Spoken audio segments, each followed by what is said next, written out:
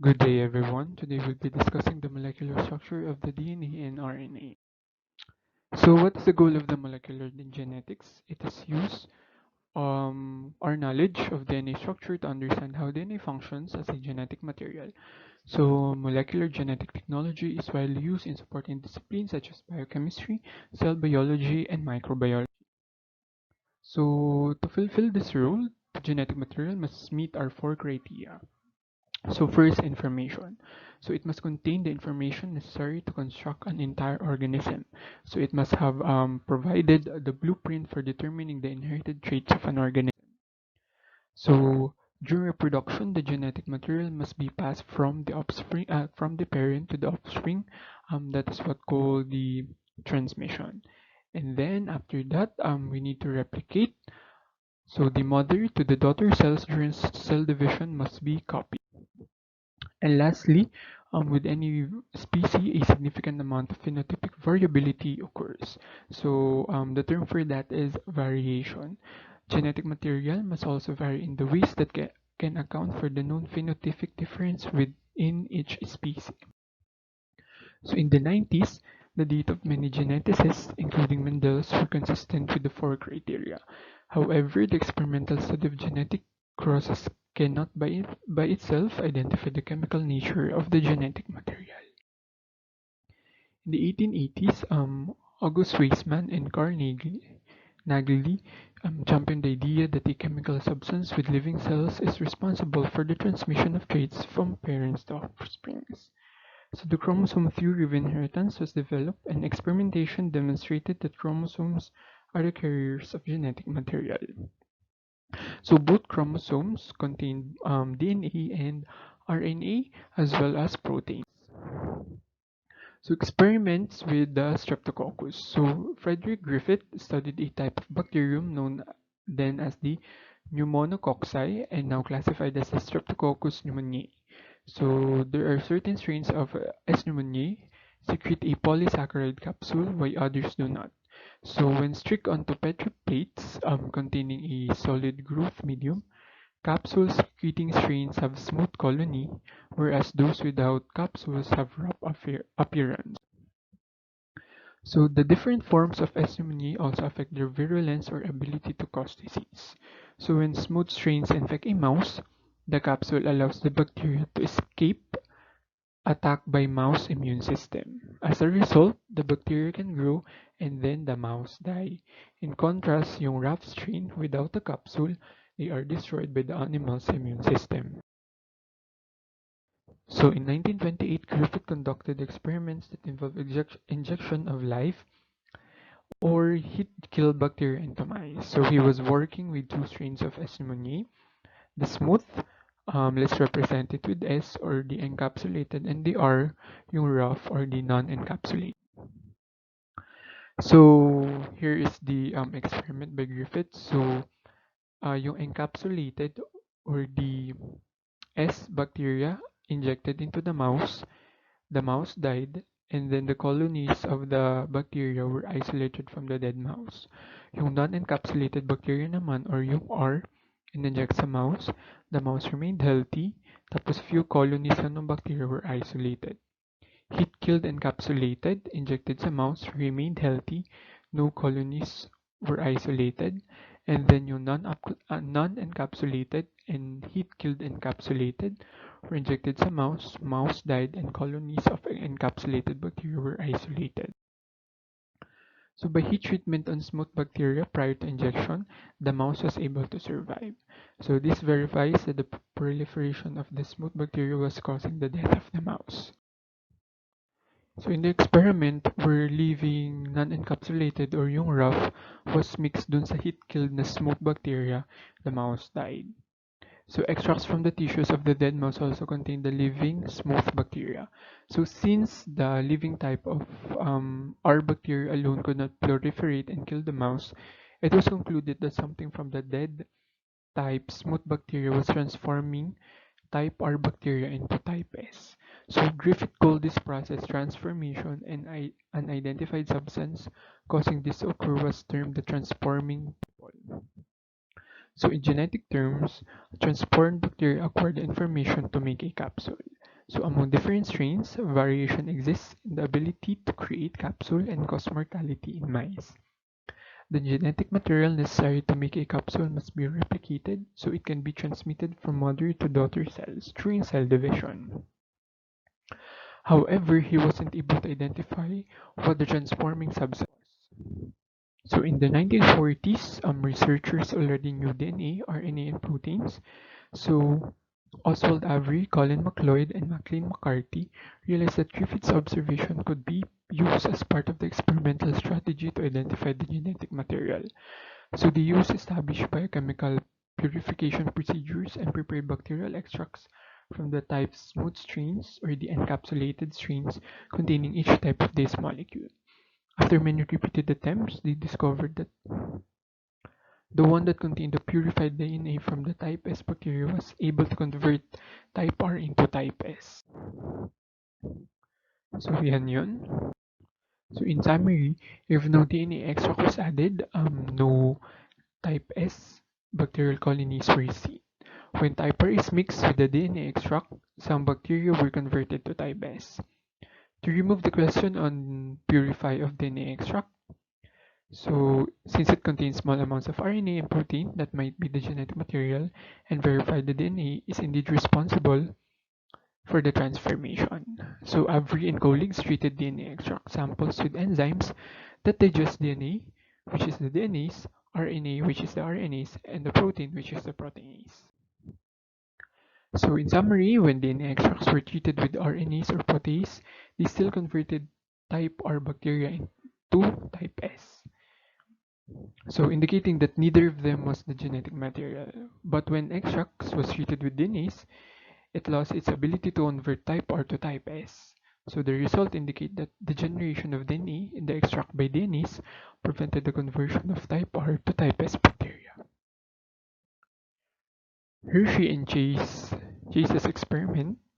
So Alfred Hershey and Martha Chase in 1952 centered their research on the study of a virus known as T2. So this virus infects Escherichia coli bacteria cells and is therefore known as the bacteriophage or simply phage. So this is a schematic drawing of T2 bacteriophage. Beside that is an electron micrograph of T2 bacteriophage infecting E. coli. So the T2 bacteriophage has a capsid or phage coat. It is the external structure of the T2 phage. It consists of head, sheet, tail, fibers, and base plate. So the phage coat is composed of protein and then is found inside the head of the T2. So they use radiotypes to distinguish the proteins from DNA. We have the sulfur atoms found in the proteins but not in the DNA, phosphorus atoms found in the DNA but not in proteins. We also have the radioisotope of sulfur and radioisotope of phosphorus. They are it they were used to specifically label phage proteins and DNA respectively. So the starting materials were E. coli cells, two preparations of radiolabeled T2 fudge. So one fudge preparation had fudge proteins labeled radioisotopes of sulfur and the other has the radioisotope of phosphorus. So yun yung 35S and 32P. So they mix radioactively labeled phages with bacteria. So the phages infect the bacterial cells. Then they agitate it in a blender to separate phages outside the bacteria from the cells and contents. Then they centrifuge the mixture so bacteria form a pellet at the bottom of the test tube. Tapos, they measure the radioactively in the pellet and the liquid. So heavy bacterial cells sediment to the pellet while the lighter phages remain in the supernatant.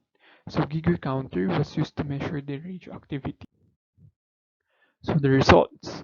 So most of the 35S was found in the supernatant because the shearing force was expected to remove the phage coat. So these results indicates that the empty phages contains primarily protein. Only 35% of the 32P was found in the supernatant. Therefore, most of the DNA was located within the bacterial cells in the pellet. So the results are consistent with the idea that the DNA is injected into the bacterial cytoplasm during infection. So their studies of the T2 were quite influential in convincing the scientific community that DNA is a genetic material. So overview of the DNA and RNA. DNA and RNA are known as nucleic acids, derived from the discovery of DNA by Friedrich Mechner in 1869. So it was determined that they are acidic, meaning they release hydrogen and have negative charge at neutral pH. Thus nucleic acid was coined. 4 levels of complexity. Nucleotides form the repeating structural units of nucleic acids. Nucleotides are linked together in a linear manner to form a strand of DNA or RNA. Then the two strands of DNA and RNA interact with each other to form a double helix. And then 3D structure na of DNA results from the folding and bending. So nucleotide is the repeating structural unit of both DNA and RNA. So it consists of 3 components. We have the phosphate group, the sugar, the pentose group, and the nitrogenous base. So ano yung 2 sugars involved? We have the deoxyribose and the ribose found on DNA and RNA. And bases are divided into 2 categories of the purine and the pyrimidine. Under purine, we have the adenine and guanine. In the pyrimidine, we have the thymine, cytosine, and uracil.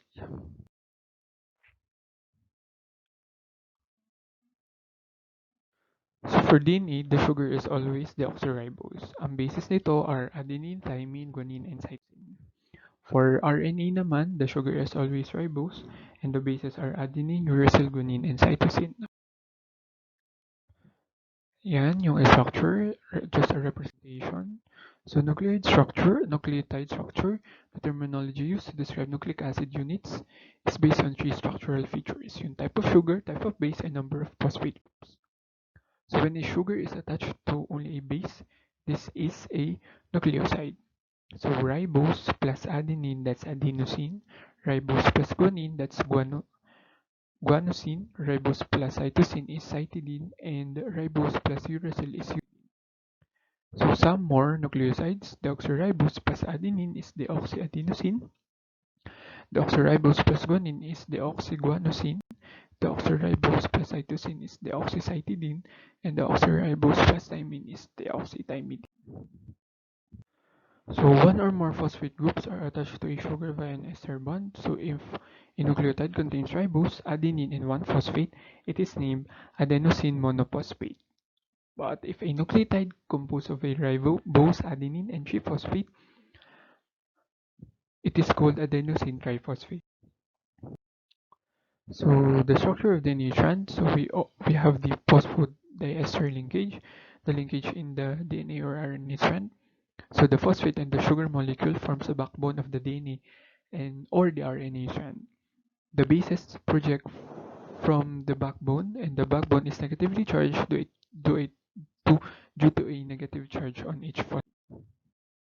So the discovery of the double helix. So model building, one method that improved the important in the discovery of the structure of the DNA. So in 1950s, Linus Pauling proposed that regions of proteins can fold into a secondary structure known as helix. So Pauling built large models by linking together with ball and stick units. What's on quick? Also use a ball and hand to solve the structure of the ball helix, which stimulated the rivalry among the researchers. X-ray diffraction data, second important development that led to the elucidation of the double helix. So Rosalind Franklin, working in the same laboratory as Maurice Wilkins, used X-ray diffraction to study wet DNA fibers. So Franklin suggested that it was consistent with a helical structure. The diameter is too wide to be only a single-stranded, and helix contain about 10 base pairs per complete term. So Chargaff's experimental protocol. Erwin Chargaff pioneered many biochemical techniques for the isolation and purification and measurement of the nucleic acid. So he analyzed the base composition of DNA, which was isolated from many different species. So the experimental protocol of charge-offs, various types of cells, chromosomal structures from cells, treatment with protease, then DNA treatment with strong acid, paper chromatography, then spectrophotometry. So interpretation of charge-offs data, amount of adenine was similar to that of thymine and the amount of guanine was similar to cytosine. So dun ang lumabas yung idea na yung partners are A and T, G and C. It was also known as the charge-offs rule. So results were not sufficient to propose a model for DNA structure. Then Watson and Crick on DNA structure came. So they shifted the models containing the two backbones on the outside of the model with bases projecting towards each other. So yun nga, Watson, Crick, and Maurice Wilkins were awarded in the 1962 Nobel Prize in Physiology or Medicine. So contribution of Russell and Franklin to the discovery of double helix was also critical.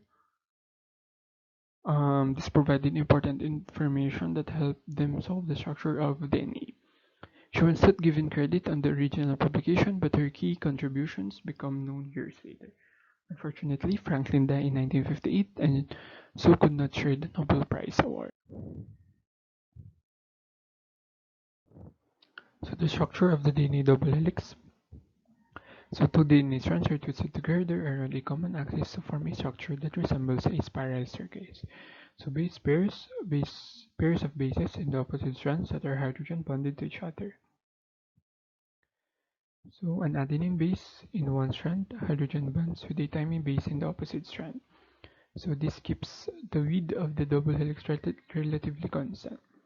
The two strands are antiparallel and contain about 10 dp per turn.